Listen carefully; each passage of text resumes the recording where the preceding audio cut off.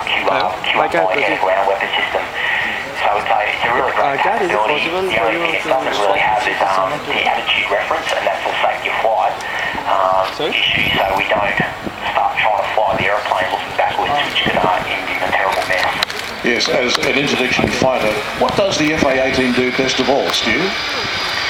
Well, the FA-18 that we have in Australia, given the capability upgrades we've gone through over the last few